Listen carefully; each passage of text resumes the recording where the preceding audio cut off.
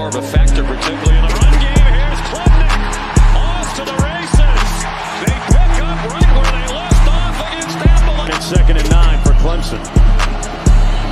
Klubnik with plenty of time. Found his man in the seam. It's caught. Williams, touchdown, Clemson.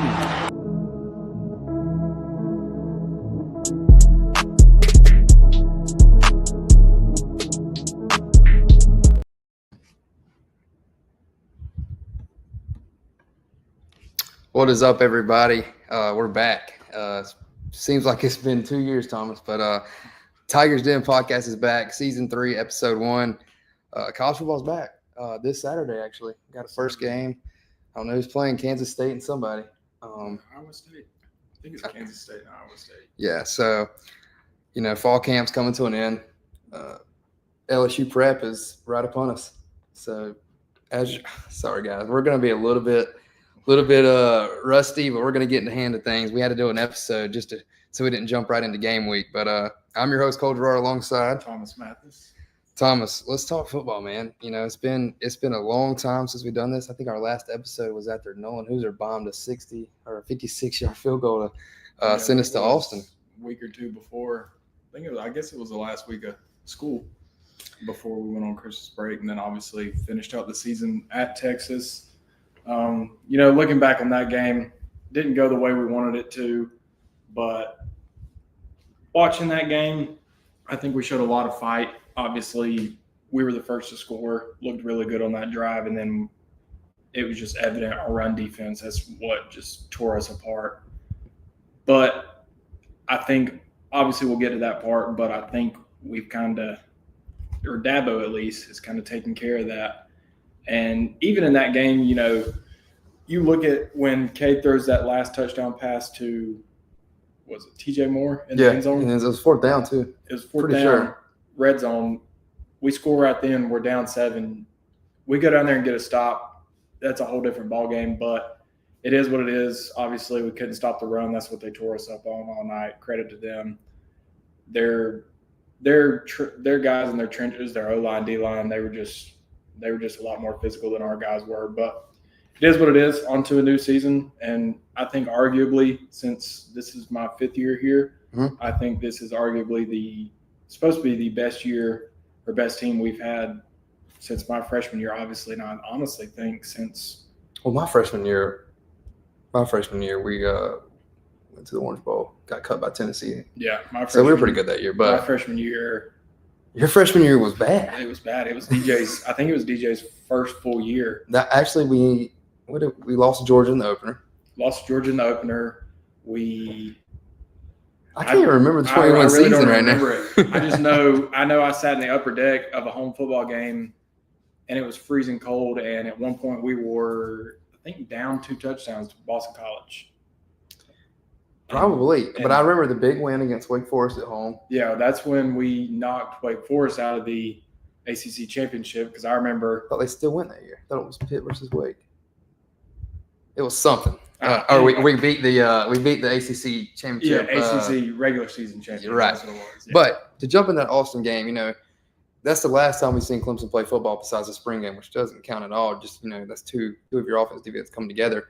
But looking at that Austin game, we got Bubbles in the comments. I got videos of Bubbles. He gave up early in that game, but K. Klubnik and that offense did stuff to Texas that nobody did that year. Yeah, even with Georgia that beat them twice that season. That was easily the best game of K. Klubnik's career at Clemson, in my opinion, and the best offensive game we played all year. And outside the Wes Goodwin stuff on defense, couldn't stop the run. I was very happy with Clemson that night. Outside of the loss, I was looking forward to next season right after that game. I didn't pout about it at all. I was mad, of course. Obviously you want to win that game, but I think we saw, obviously with the run game, we knew that was going to happen after what had happened against Carolina, after what had happened against Citadel. Thank you, Uncle Eddie. We went 10th throughout the year. That's right. We beat Iowa State in the Cheez-It Bowl.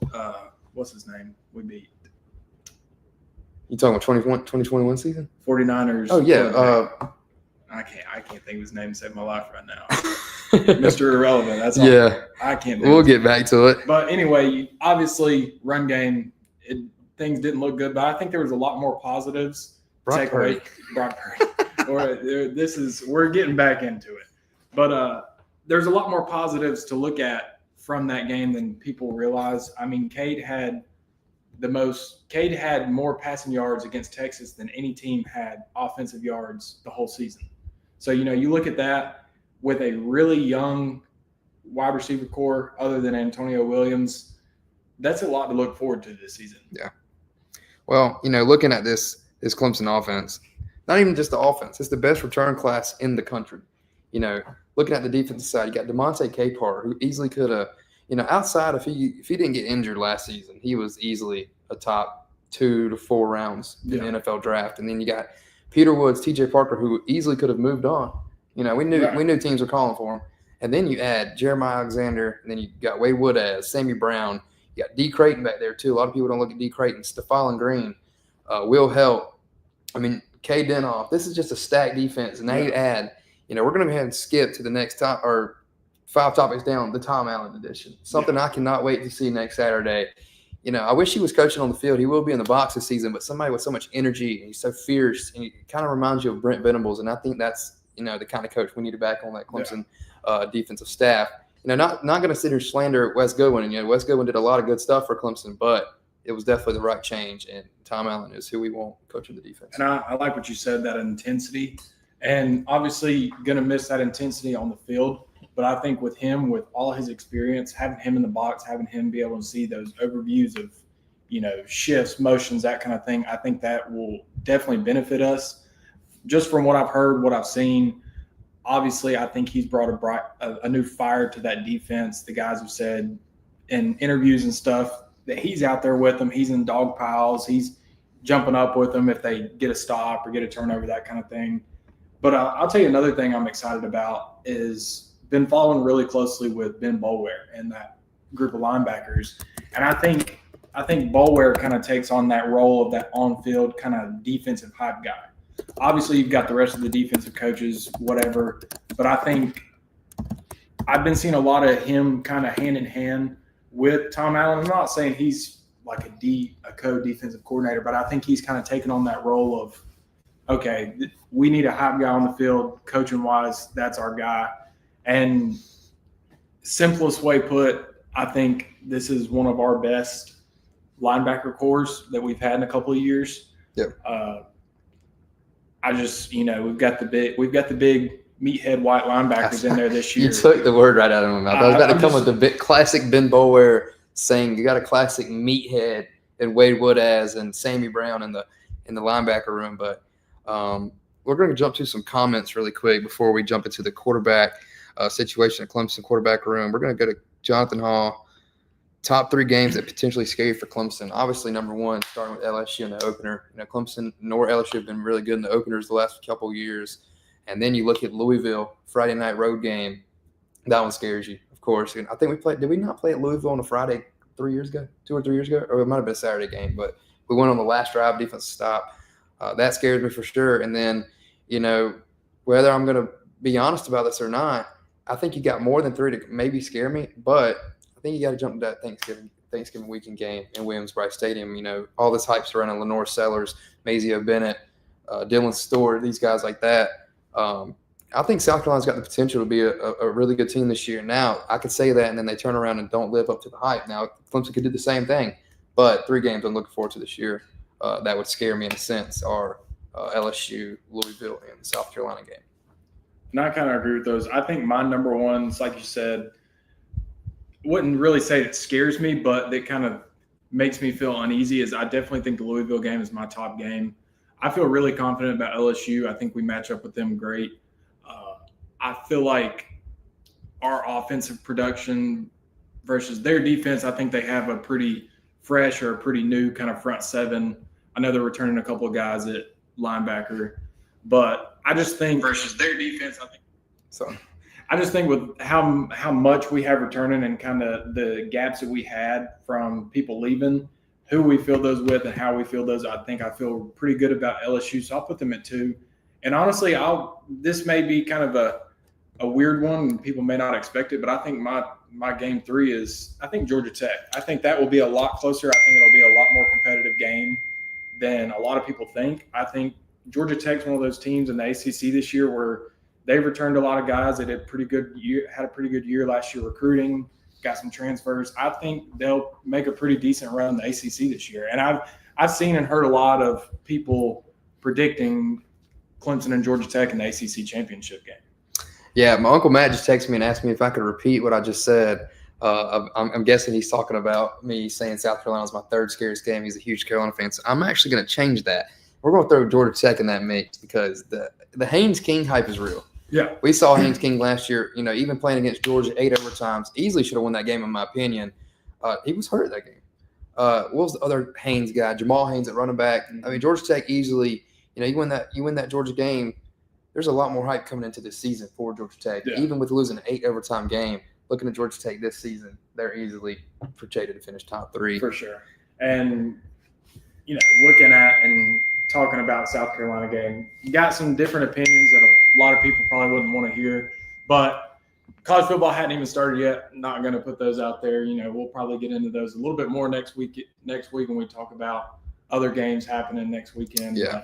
We just wanted to do not even a quick episode, just kind of jump in the mix of things before we just hopped into next week. Throw our pick 'em out there. Yeah, and definitely some of my opinions that I have on the South Carolina football team this year would shake a lot of heads, but it is what it is. We'll actually have Tigers Den alumni Darian Richardson on the show next week. He's going to be our guest picker.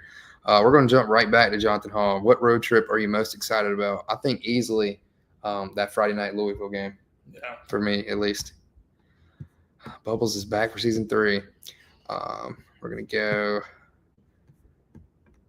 Uncle Eddie says, if we lose Cade for any length of time, what is the confidence level in CV to hold down the fort until 2 gets back? And I was going to save your we're going to just go ahead and jump into the quarterback topic. That was next. We're going to jump right into this. I'll start with Cade Klubnik, man. Who else would you want to lead this offense going into his senior year? Last year, threw for 3,600 yards, 36 touchdowns, 6 interceptions with a QBR of 78.7. Definitely could have had a few more touchdowns. I'm going to get to some of his quotes today. I think that number's going to change a lot this year. Easily could have had a few less interceptions, maybe a few more. But I'm going to jump to CV. Today at the interviews with Clemson, we got to speak to Christopher Vezina. And, man, for somebody to be a backup and, love Clemson as much as he does. I'm trying to pull up his quote. This is what Christopher Vezina said today. This place is very special. I love Clemson so much. My family loves it. I love it, and I don't want to leave. I can sit here and complain about not playing, or I can say that I'm sitting behind the best quarterback in college football. To hear somebody like Christopher Vezina, was he 4 or 5-star coming out of high school? This kid could have easily left Clemson after his freshman year, even after his sophomore year. But, people talk about Dabo Swinney that the culture's messed up here, whatever. As true Clemson fans, we know that's not true. Dabo Swinney runs a program. They got Paul Journey that sets you up for life. Speaking about Paul Journey, Sheridan Jones comes back to the facility today with Tim Penske, with Joey Logano, and just what he says about Paul Journey, how it sets you up to be a young man and go out there and work after football. Football does not keep going. It's just cool to see. So I trust Christopher Vezina if 2 does go down. And I think he could go in there and lead us, on some very high-scoring drives against top teams in the country. And even kind of going even more towards that, if for some odd reason, Cade goes down and then Vezina goes down, I haven't seen a lot from him. He's young, yes. He's a true freshman. I think he got here like Christmas last year, but Chris Denson, the freshman from Florida, just what I saw from him in the spring game was only a 3-star, but these days stars don't really matter. You get here and you ball out. From the little I saw and the little I've seen just in videos and highlights and stuff, I really like the way how athletic he is. He kind of got similar traits to Cade, how he can, scramble out, but he can also put a ball deep down there. But possibly just looking forward to getting to see a little bit more of him this year. If we're up big in a game, maybe they'll put in Vezina and then put in Chris Denson. Just see a little bit more from those guys, in those games that we're up big when we're up 3 touchdowns on LSU. I hope so. Well, a couple quotes from Cade Klubnik today that really stood out to me was,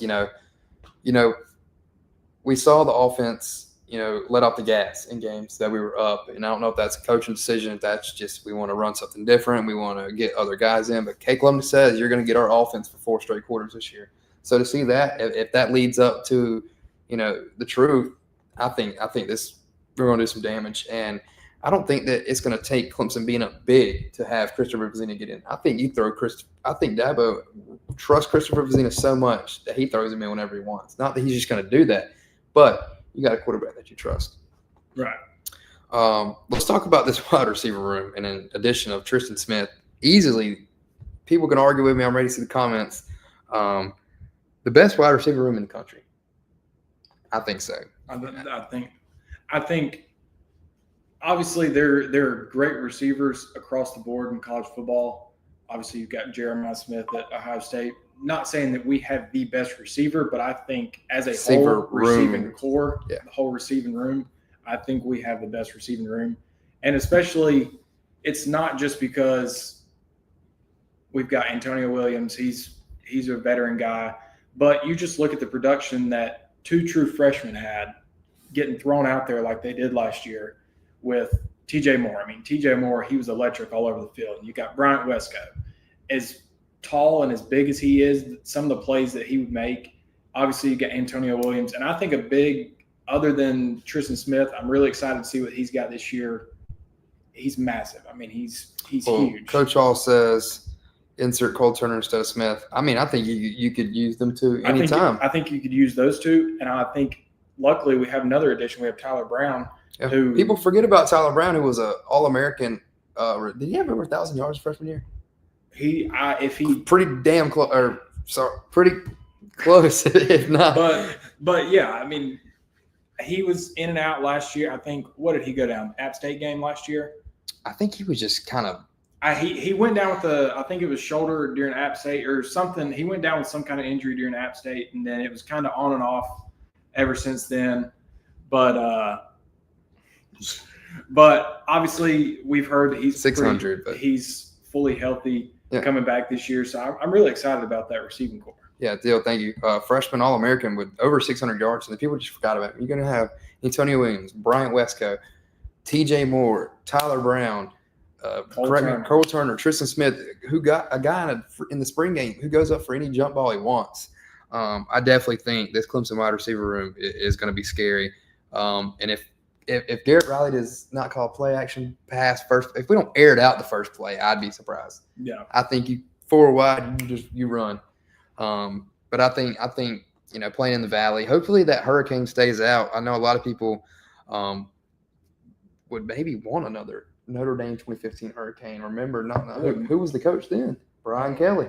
And you take a look you go find some pictures and some videos of him walking into the stadium when he called this Death Valley Jr. Yeah. Those eyes were real wide walking into that stadium. Yeah, Corey Griggs says even Denson looked good at the quarterback. Looked good. QB ain't the problem. Yeah, I thought Chris Denson looked really good in the spring game. Had a lot of good plays. To be able to steal somebody like that, a nice lefty from Coastal Carolina. I think Chris could have easily went to Coastal Carolina this fall, competed for that number 1 job. But to come here and let get some development under your belt was definitely good for you. Yeah, they're going at it in the comments. Oh, sorry, I'm just now getting to read some of these. Yeah, another room I'm very excited to see is the running back room, and people know why is the addition of Adam Randall, who transitioned from wide receiver. I say he transferred on that kickoff during the SMU game. Yeah. You take that kickoff to almost midfield, and he easily set us up for that field goal. But obviously you got Adam Randall, who is going to easily be running back 1 right now, alongside Gideon Davidson, David Eziamume. We're going to have Jay Haynes back. You got Keith Adams. I think Keith Adams is going to be your freaking goal line guy. You put him in anytime. But if you want a hammerhead to jump through the line and score on the goal line, you put Keith Adams in there.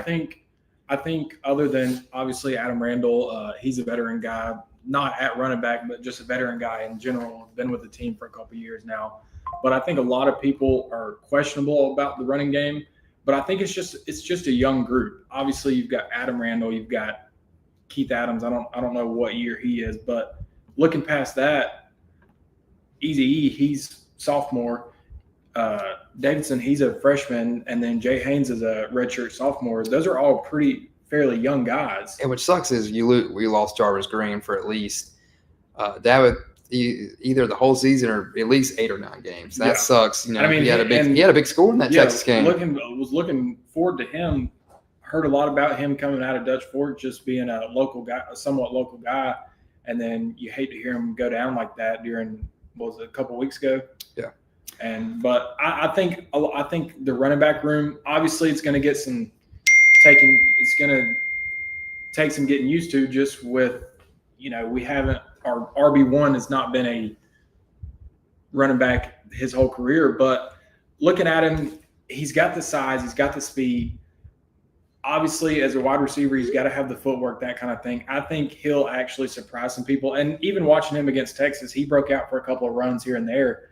I think, it's like you said, we'll have Keith Adams, all those guys. I think each guy brings a different kind of aspect to that running game.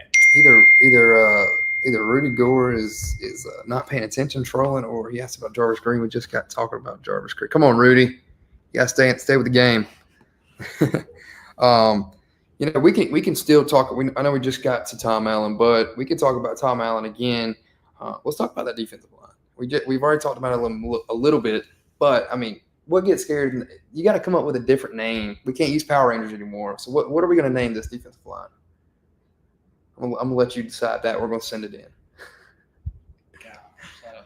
I'll have to get back to thinking about that. Well, I can tell you one thing they're gonna do is they're gonna blow right through that LSU offensive line. And that's kind of where I want to take my next point to is, don't know if any of y'all sadly follow SEC Unfiltered, but there was a clip of one of the host or co-host on that show saying if he was LSU or if he was Garrett Nussmeier or anybody at LSU, that he would take first play and run it down TJ Parker's throat. And I think – no, he said hit him in the chin strap. And I think that's the smartest thing you can do. I think you should do that. I think first play, run straight at him, full speed. Well, and first of all, let's get to Chris Phillips since he wanted to go out. I'm not a huge fan of Josh Pate.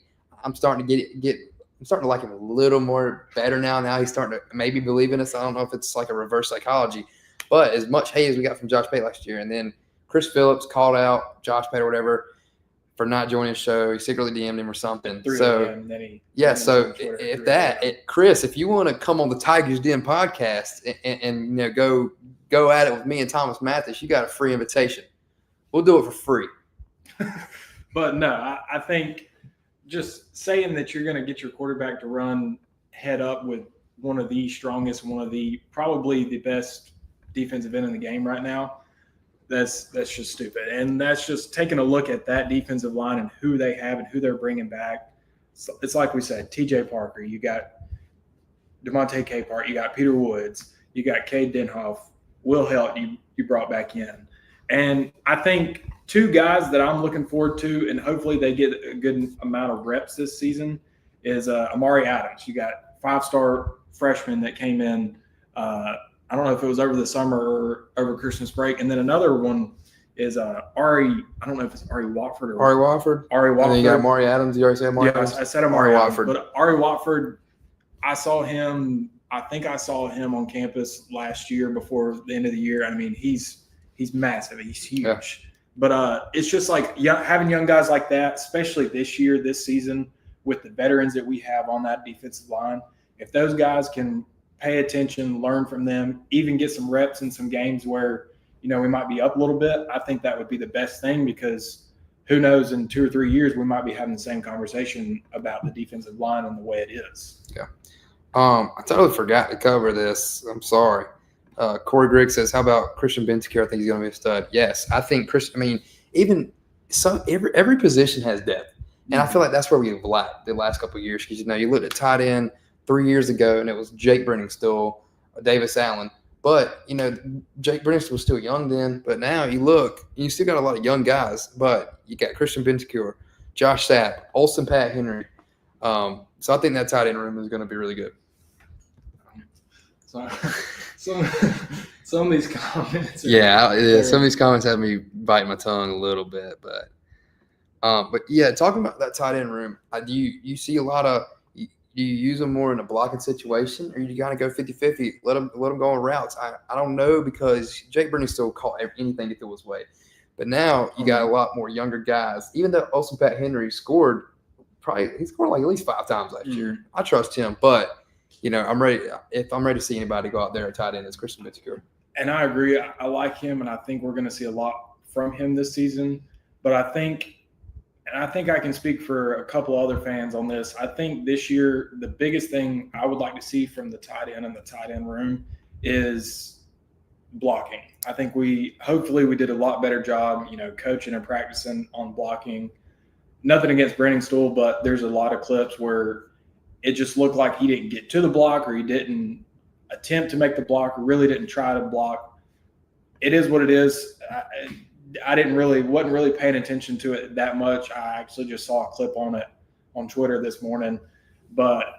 And that specific clip was in the ACC championship game, which I think in that specific play, it was Cole Turner running, and he was supposed to go all the way out, which he cut back in, which caused Brennan Stool's guy to cut back in. So it made it look like he missed the block, but I think he had the edge set. Cole Turner just didn't get all the way out. But I think if our tight ends just maybe improve their blocking a little bit this year, I think we'll be fine. And speaking about blocking, I think something we can talk about too is just the O-line. I think the O-line is probably – and if the O-line can stay healthy, I was kind of worried going to the last Saturday's post-scrimmage interviews, because, you heard Adam Randall was dealing with an injury. Walker Parks had to be carted off or something a couple days prior. Well, getting there, I'm thinking that's going to be the first couple questions that come out, and it was. And I was like, okay, let's go ahead and hear it. Let's go ahead and hear it. Adam Randall will be out week 1. Walker Parks done for the year. Dabo says, well, Adam had a 60-yard run. Walker Parks didn't scrimmage today, but he's ready to go. Yeah. So that's what you want to hear. So, I mean, Tristan Lee, Walker Parks, Blake Miller, Harris Sewell, Colin Sadler. I think we lost Ryan Lithcomb. Elijah, I think we lost what? Oh, Ryan Lithcom's still here, center. I think we lost one starting O-line. Marcus Tate. Yeah, that was the only one. We're going to have Elijah Thurman, Braden Jacobs, who's about as tall as our ceiling. He's huge. Yeah. Uh-oh. That might be the battery. Hold on, guys. I'll be right back. Camera battery might have died. You want to put it on commercial? Let's do it. I need to plug my computer in.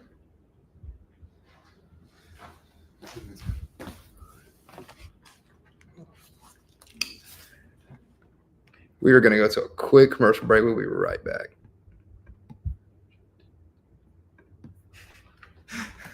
See if we can. Eddie Oliver. That's my uncle. He said, Triple T. who is Garrett Pickerel? He's a troll. I was about to say, what caught me off guard and I started laughing earlier is because he said elite size and growth. yeah, elite size and girth, and I lost it. I was like, what the fuck? That's just how you geek. Get that roll though. Let me get this camera plugged in. I wonder what this cord goes to, but unplug it. Oh, I think that might be the TV. Or that might be the. That's the little. Yeah, you're good. 3, 2, 1, go. At the TV.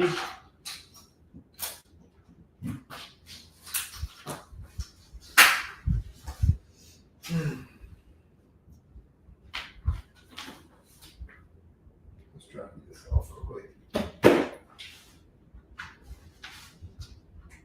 Hold up.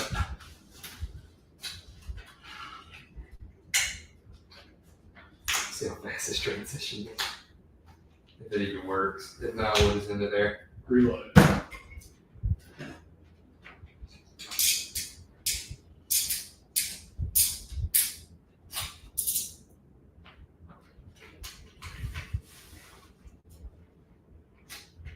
Test your reload time. Not great. Mine?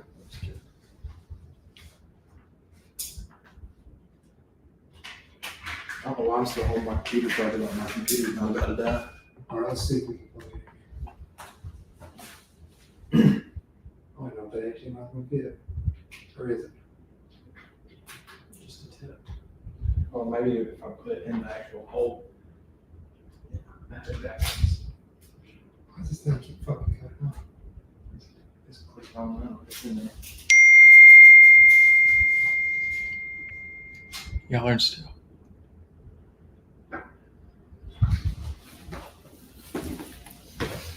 Let's see. Wait, just watch out. No signal. You may have to click mode on it.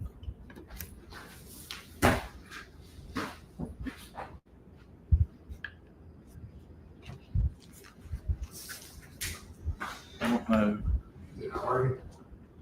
It just says no signal. We should have just told them to have their own conversations in the comments till we get back, and then we would go through their comments. We're just gonna end on the computer, and then we'll tell them. We'll be back. All right. You ready? We'll just put it right here. Or can we use yours? What? We can use it. Yeah. Actually.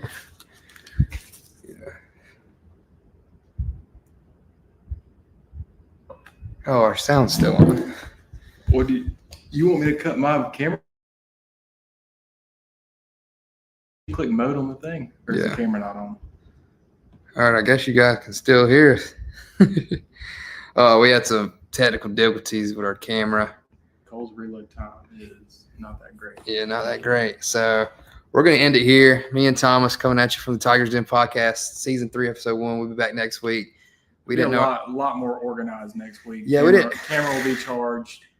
Everything. We'll have an actual script. Everything set up. So be a lot more organized. We decided to do this at about 7:30 tonight. Yeah, we didn't understand. We didn't realize that our camera battery was on 1% when we plugged it in. But thank you guys for joining. They're saying the camera is on. Camera is on, but this is a MacBook camera. We had a normal camera. Camera wasn't charged by the camera. Makes us think what actually happened with non-working camera, but we had audio. You had audio from the soundboard and the computer, but we have a camera on a tripod, HDMI is mirroring to us, but our that camera died. actually folds out of the wall. Yeah, so I get on my phone, I press something. We're getting off topic, but we'll be back next week with the Tigers Den, season 3, episode 2. I'm your host, Cole Gerard, alongside Thomas Mathis. We'll see you guys next week. Held East Tennessee State to just 3 of 13. Clubbing sits it down the field. Wesco in stride, and the Tigers are on the board. Wilson Pat Henry's become more and more of a factor, particularly in the run game. Here's Klubnik off to the races. They pick up right where they left off against Apple. It's 2nd and 9 for Clemson. Klubnik with plenty of time. Found his man in the seam. It's caught. Williams, touchdown, Clemson.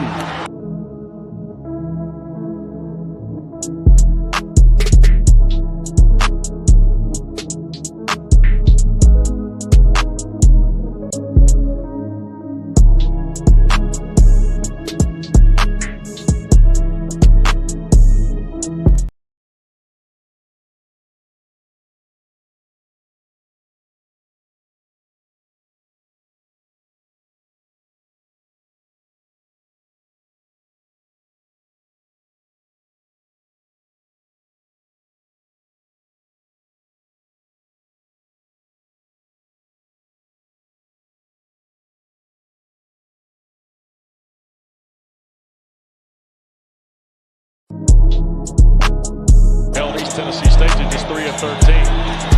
Clubbing sits it down the field. Wesco in stride, and the Tigers are on the board. Wilson Pat Henry's become more and more of a factor, particularly in the run game. Here's Klubnik off to the races. They pick up right where they left off against Apple. It's 2nd and 9 for Clemson. Klubnik with plenty of time. Found his man in the seam. It's caught. Williams, touchdown, Clemson.